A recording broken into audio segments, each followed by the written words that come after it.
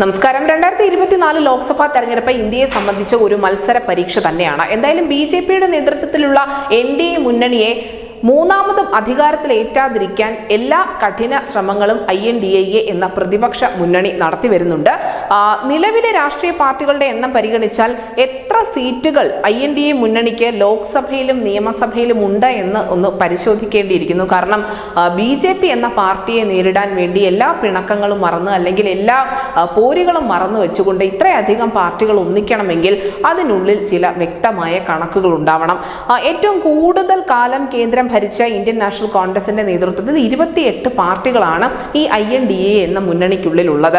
നമുക്കറിയാം, ഇതിനോടകം തന്നെ തൃണമൂൽ കോൺഗ്രസ് വ്യക്തമാക്കി കഴിഞ്ഞു പശ്ചിമ ബംഗാളിൽ അവർ ഒറ്റയ്ക്ക് മത്സരിക്കും, അവർ ഒരു സഖ്യത്തിന് ഇല്ല എന്നുള്ള ഒരു നിലപാട് മമതാ ബാനർജി തുറന്നു പറഞ്ഞിട്ടുണ്ട്. എന്തായാലും 2019 NDAക്കെതിരെ പോരിനിറങ്ങിയ ദയനീയമായി പരാജയപ്പെട്ട UPയിൽ നിന്നും പാർട്ടികളുടെ എണ്ണത്തിൽ കരുത്തർ തന്നെയാണ് INDA എന്ന മുന്നണി. പഴയ UPയിൽ ഉണ്ടായിരുന്നതിനേക്കാൾ അധികം പാർട്ടികൾ തീർച്ചയായും INDA എന്ന മുന്നണിക്കുള്ളിലുണ്ട്. പക്ഷേ പാർലമെന്റിലും സംസ്ഥാന നിയമസഭകളിലും അത്ര കരുത്തൊന്നും ഈ INDA എന്ന മുന്നണിക്ക് അവകാശപ്പെടാനില്ല. അതിന്റെ ചില കണക്കുകൾ പരിശോധിക്കേണ്ടതുണ്ട്. ലോക്സഭയിലെ 543 സീറ്റുകളിൽ തുച്ഛമായ 142 സീറ്റുകൾ മാത്രമാണ് ഈ INDA മുന്നണിയുടെ ഭാഗമായ രാഷ്ട്രീയ പാർട്ടികളുടെ കൈവശമുള്ളത്. 2019 കഴിഞ്ഞ പൊതു തെരഞ്ഞെടുപ്പിൽ NDA സഖ്യം 353 സീറ്റുകൾ നേടി വിജയിച്ചിരുന്നു. അതിൽ 303 സീറ്റും ഒറ്റയ്ക്ക് നേടിയത് BJP ആണ് എന്ന് നമുക്കറിയാം. 245 രാജ്യസഭാ സീറ്റുകളിൽ 98 എണ്ണം മാത്രമേ ഈ പറയുന്ന INDA മുന്നണിയുടെ കൈവശമുള്ളൂ. സംസ്ഥാന നിയമസഭകളിലേക്ക് വന്നാൽ ആകെയുള്ള 4036 സീറ്റുകളിൽ 1637 എണ്ണം മാത്രമേ INDA എന്ന മുന്നണിക്ക് അവകാശപ്പെടാൻ സാധിക്കുകയുള്ളൂ.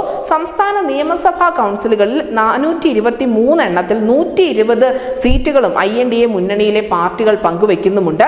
എന്തായാലും സംസ്ഥാനങ്ങളും കേന്ദ്രഭരണ പ്രദേശങ്ങളും ഉൾപ്പെടുന്ന 31 സർക്കാരുകളിൽ 10 മാത്രമേ INDA എന്ന മുന്നണിയിൽ ഉൾപ്പെടുന്ന പാർട്ടികൾ ഭരിക്കുന്നുള്ളൂ. 2019 NDAക്ക് 353 സീറ്റുകൾ നേടിയ സ്ഥാനത്ത് UPAക്ക് 91 സീറ്റുകൾ മാത്രമേ ഉണ്ടായിരുന്നുള്ളൂ. അതുകൊണ്ട് തന്നെ ലോക്സഭാ തെരഞ്ഞെടുപ്പിലെ ചിത്രം ഇതിനോടകം തന്നെ ഏകദേശം വ്യക്തമാണ്.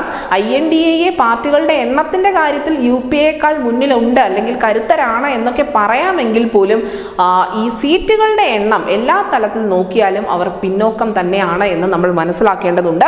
വരുന്ന ലോക്സഭാ തെരഞ്ഞെടുപ്പിൽ എത്രത്തോളം ശ്രമം നടത്തിയാൽ മാത്രമേ ഒരു നല്ല മത്സരമെങ്കിലും കാഴ്ചവെക്കാൻ ഈ പ്രതിപക്ഷ സഖ്യത്തിന് സാധിക്കൂ എന്നും മനസ്സിലാക്കേണ്ടതുണ്ട്. തീർച്ചയായും നമുക്കറിയാം, ഈ തെരഞ്ഞെടുപ്പ് എന്ന് പറയുമ്പോൾ അധികാരത്തിലേറുന്നത് ആരുമായിക്കോട്ടെ, പക്ഷെ ശക്തമായ ഒരു മത്സരം കാഴ്ചവെക്കേണ്ടതുണ്ട്. അങ്ങനെ ശക്തമായ ഒരു മത്സരം കാഴ്ചവെക്കാനുള്ള ത്രാണി പോലും ഈ INDA സഖ്യത്തിന് ഇല്ല എന്ന് വ്യക്തമാക്കുന്നത് തന്നെയാണ് ഇപ്പോൾ പുറത്തു വന്നിരിക്കുന്ന അല്ലെങ്കിൽ ഇപ്പോൾ ചർച്ചയാക്കപ്പെട്ടുകൊണ്ടിരിക്കുന്ന ഈ കണക്കുകൾ. News desk news India Malayalam.